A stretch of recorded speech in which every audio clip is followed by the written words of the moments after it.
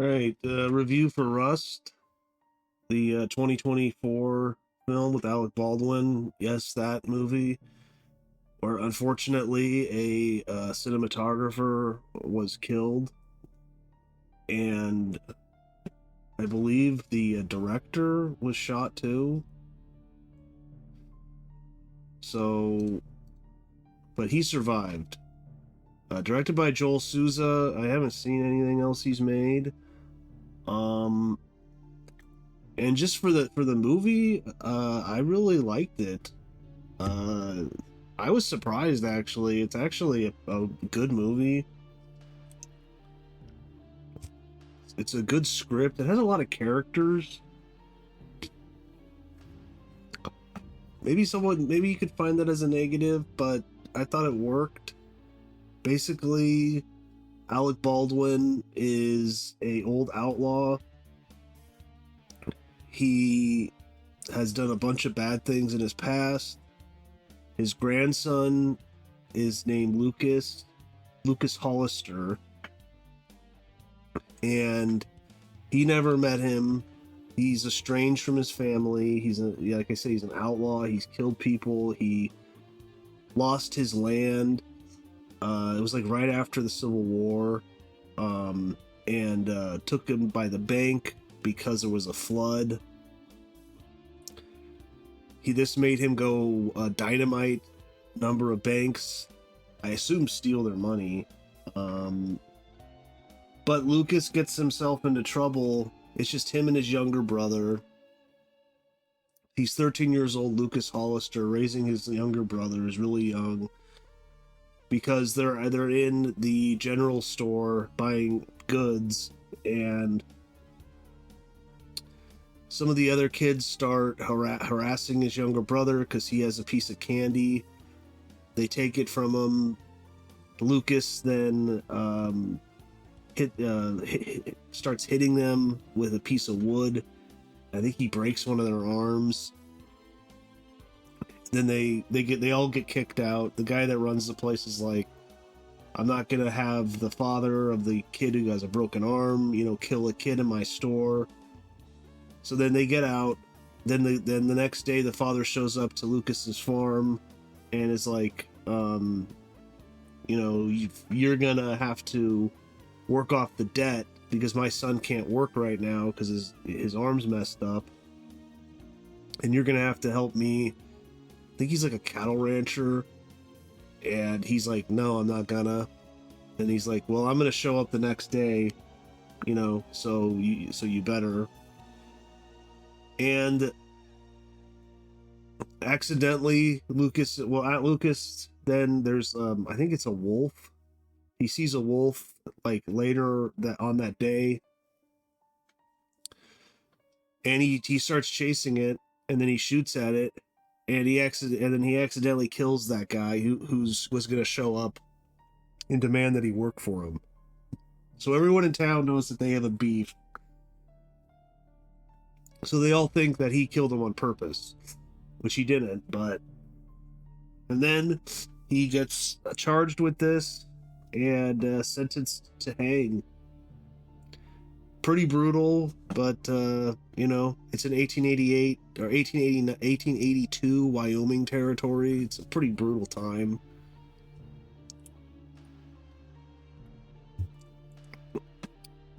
And he has another member of the family, this lady who's more well off. She shows up trying to get him out of it. The judge won't do anything. They don't have this scene, but she probably tells Alec Baldwin because he's her brother. And then he breaks him out of jail, and he straight up kills some of the sheriffs too, and the deputies. And he breaks them out. The little kid isn't with them, the younger brother, because he's being taken care of by someone else. And then this is basically like a chase movie. You have the U.S. Marshals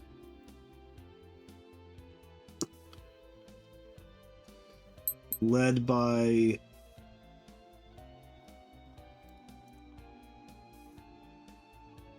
think it's Devin Workheiser.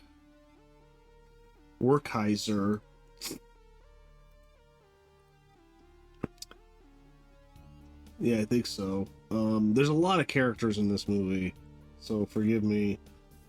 And he has a gang. One of them is Jake Busey. It's kind of hard to tell. I was like, is that Jake Busey? Yeah, because he's got a big white beard. And he's with him. And he has a whole backstory, too. Because his wife, like, hates him. He has a son who's dying of tuberculosis. And it's like he won't even look at his son, really. And his wife is just, as they would say back then, has melancholy, which means like depression. And she's like, she's giving his son water, and pretty sad scene, but his son is dying. He's a little kid. And this makes him like question God. And so you have him. Then there's a bounty also out for Alec Baldwin and Lucas, I think, of $1,000, which back then that was a lot of money. I mean, it's a lot of money now, but that was a lot of money back then. And the bounty hunter is played by Travis Fimmel, who I thought was really good in this. He's very creepy. They call him the preacher because he's always quoting scripture, but he's not a good guy. Very evil.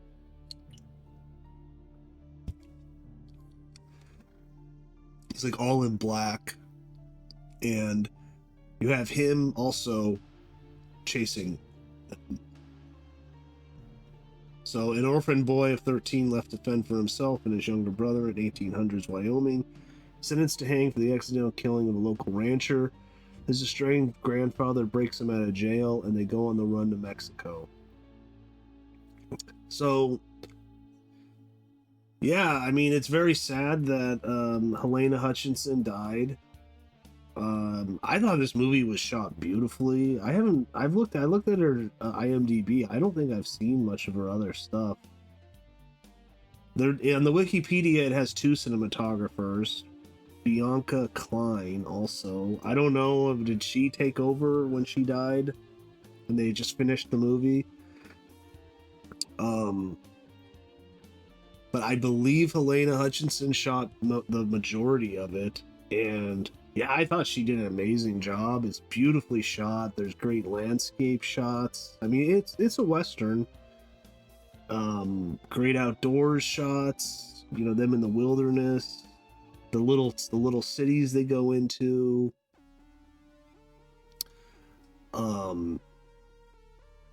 Yeah, okay, Lucas's grand aunt is played by Frances Fisher. It's actually got a really good cast. So I thought the cinematography was great. Abraham Ben Ruby. He's the guy who ran the general store that the kid's arm got broken. He's been in a bunch of stuff.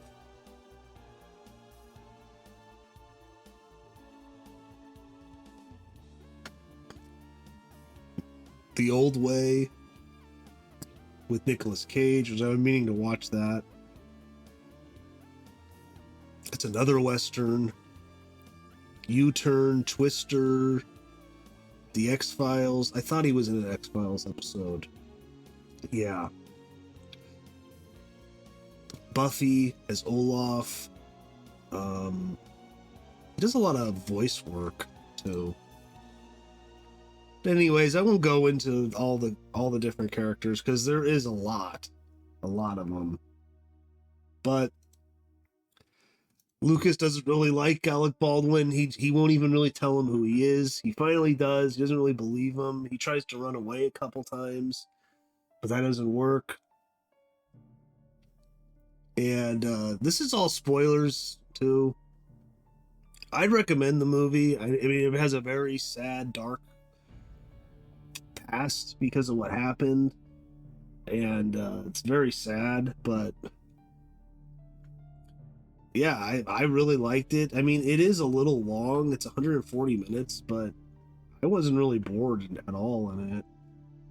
Um, there's Native Americans in it that they run into. They're trying to avoid him, but Lucas runs into him. He offers his really nice rifle up for one of their horses. They're able to get the rifle back later. Baldwin kills a number of people in this. Like, he's basically like a cold-blooded killer. He's not a good guy.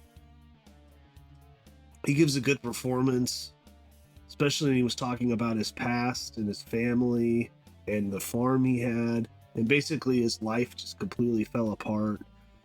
And he was on a revenge bent, and he'd basically kill anyone that gets in his way. And this is like his last good deed, basically, is to save this young man from hanging. Like, when he describes like what because Lucas doesn't even want to go with him, because his plan is to go to this town near the border, where his friend will then take Lucas to Mexico, where he'll live. He doesn't really want to do that. And he's like, "Have you ever seen a hanging boy?" And then he describes it to him, how it breaks their neck, and if it doesn't, he's like, if you're lucky, it will break your neck. If you're not, then, it could take a long time for you to die. Its budget was $8 million. His box office 26,000. I don't even know if this was released in theaters. I think they kind of just finished the last part of it and then just kind of put it out there. But man, there was a spider bite incident in the movie. It seemed like this movie just had a bad production. In November 2021, weeks after the shooting, lamp operator and pipe rigger Jason Miller was bitten in the arm by a brown recluse while closing the set. Miller suffered necrosis and sepsis. He was hospitalized and underwent multiple surgeries to avoid amputation of his arm. Oh, man.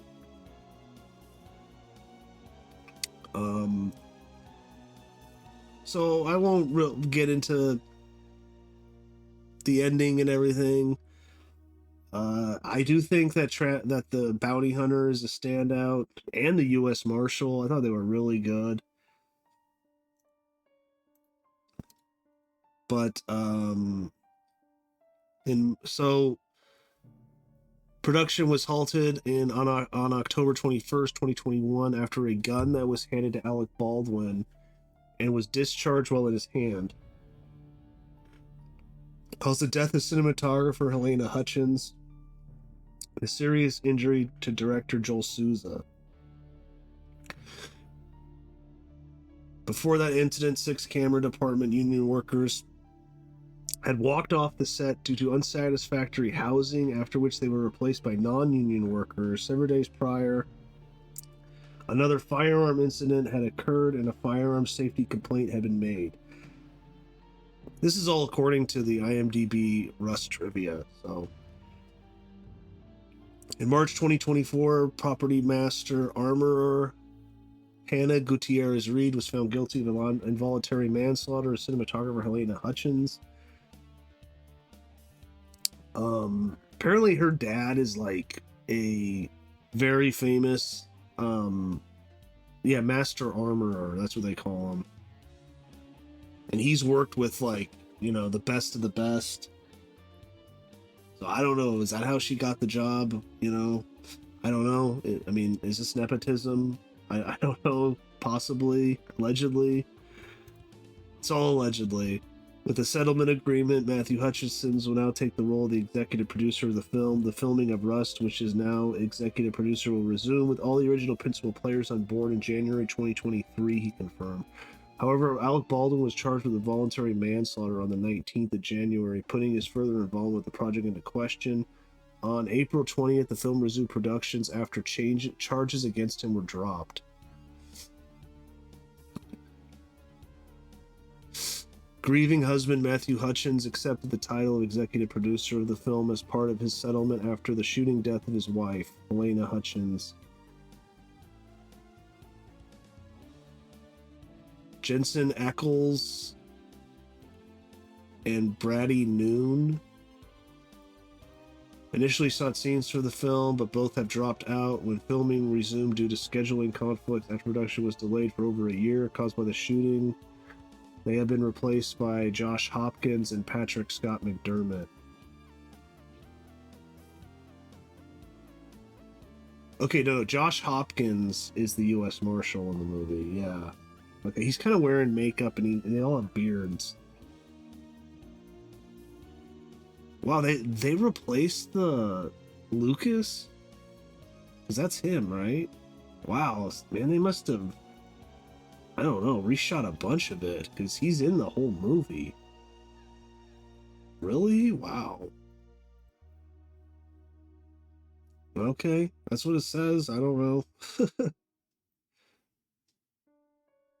Filming took place in the Bonanza Creek movie ranch of New Mexico, where numerous westerns had been filmed, including The Man from Laramie, Legend of the Lone Ranger, Silverado. Silverado's a good movie. 310 to Yuma, that's another good one. The Ballet to Buster Scruggs. Been meaning to watch that one. The film was a passion project for both director and actor Joel Souza and actor Alec Baldwin, who worked on the script together. Yeah, I think his name's on the story.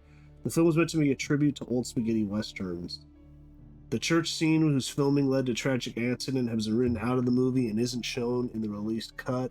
That part of the story has been relocated to a saloon. Oh. Okay, that's at the very end of the movie. Because, yeah, the whole movie I've seen photos and I knew that the shooting happened in like an old Western church, and it's not in the movie.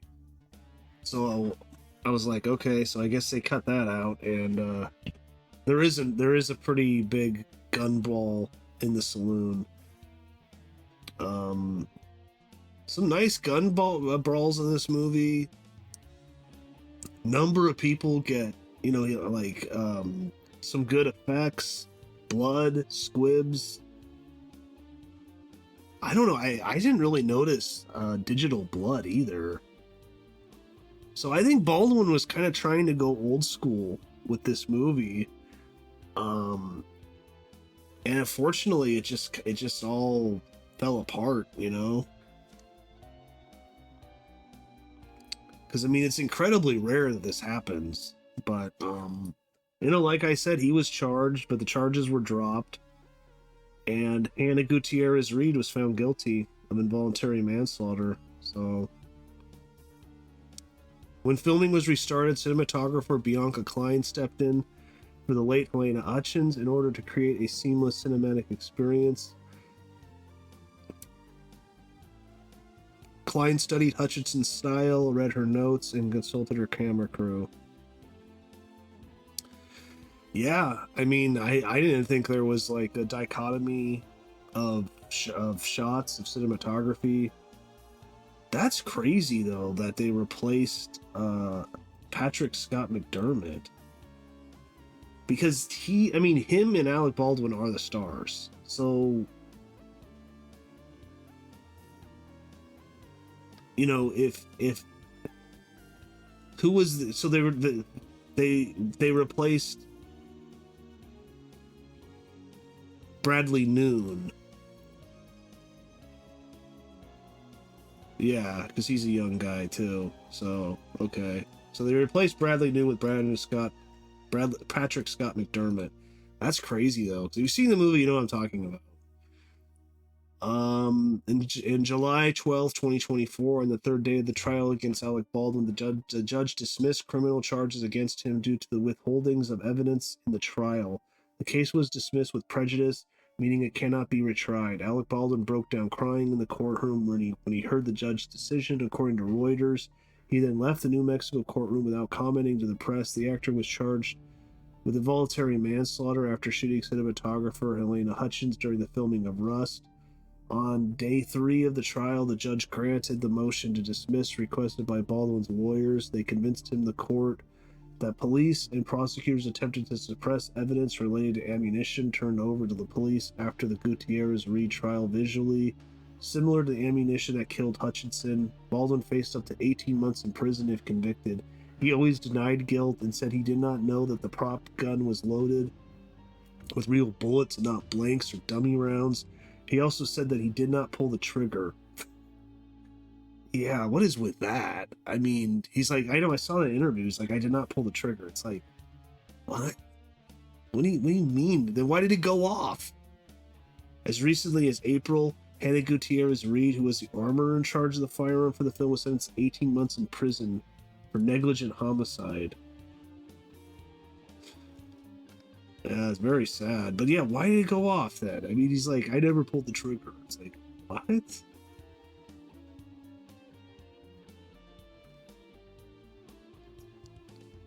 So, according to the search warrant, the gun was briefly checked by Gutierrez-Reed.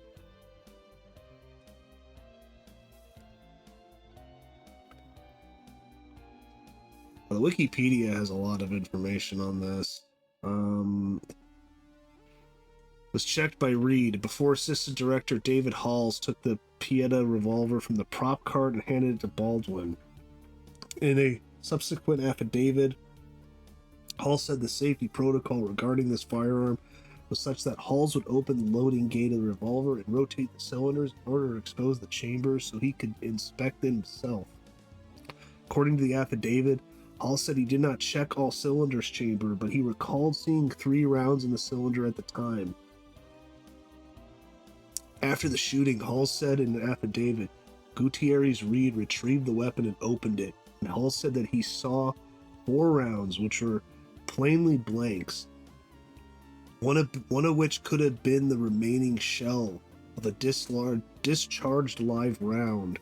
In the warrant, it is further stated that Halls announced the term cold gun, meaning it did not contain live rounds. Hall's lawyer, Lisa Torraco, later sought to assert that he did not take the gun off the cart and hand it to Baldwin as reported.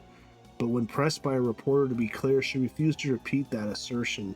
B-camera operator Reed Russell was situated on a camera dolly looking at a monitor with Hutchin and Souza both nearby. The scene involved Baldwin's character removing a gun from his holster and pointing it towards the camera. The trio behind the monitor were 2 feet from the muzzle of the firearm, and none of them were wearing protective gear such as noise-canceling headphones or safety goggles. The trio began repositioning the camera to remove a shadow, and Baldwin began explaining to the crew how he planned to draw the firearm. He said, "So I'm going to take this out, pull it, and go bang." He removed it from the holster, and the revolver discharged a single time. Baldwin denied pulling the trigger of the gun. It's bizarre. While ABC News described a later FBI report stating that the gun could only fire if the trigger was pulled. Right. While ABC News described a later FBI report saying the gun could only fire if the trigger was pulled. I mean, I'm not saying he did pull the trigger, but it's just so weird. Halls was quoted by his attorney, Lisa Torraco, as saying that Baldwin did not pull the trigger, and that Baldwin's finger was never within the trigger guard during the incident. When the gun fired, the projectile traveled towards the 3 behind the monitor. It struck Hutchins in the chest, traveled through her body. Oh, okay, I thought it was the other way around, and then hit Souza in the shoulder.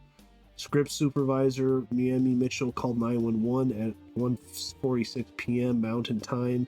Emergency crews appeared 3 minutes later. Footage of the incident was not recorded. Hutchin was flown to by helicopter. University of New Mexico Hospital in Albuquerque, where she was pronounced dead. Souza was treated by EMS and transported by ambulance to a hospital in Santa Fe, where he was admitted and released the following morning. As a result of the incident, production on Rust was suspended indefinitely, though co-producer Angel Nigam was confident the film would resume production Once the investigation ended, however, Nijam later clarified that he meant to express optimism and hope rather than confidence, and he stated that many involved production hoped to honor Hutchins by completing her final work. So, yeah, I want to see. Let's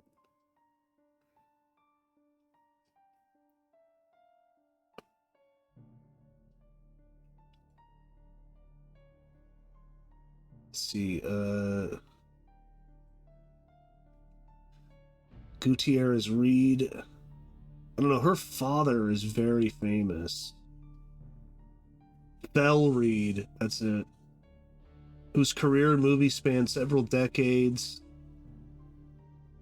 Says Hannah was raised around guns and learned gun safety from an early age. Reed said his daughter complained she had to both carry armor and prop duties on the movie, and it was because she was doing prop duties that she was able to be inside the church set when Helena Hutchinson was killed. It's just a tragedy.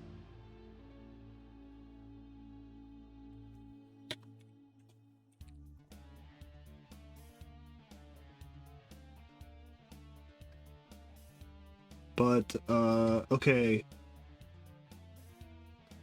He has multiple credits. 310 to Yuma, LA Confidential, Tombstone. Once I knew it, yeah, he worked with Tarantino. Once Upon a Time in Hollywood. Django Unchained, Cowboys and Aliens, State of Play, Flags of Our Fathers, Blade, Armorer uncredited, it says. 13th Floor, Proof of Life, Weapon Specialist, Tombstone, Armorer. So, yeah. But yeah, that's about it though. I did like the movie. I think it's a good Western. I think it's a good script. Just all tragic, and also it's a weird coincidence that the thing that starts the movie off is an accidental shooting by Lucas, and there's an accidental shooting that unfortunately killed Helena Hutchinson. So kind of strange in a way, and eerie, and yeah, just a tragedy. So, but that's about it. See you next time.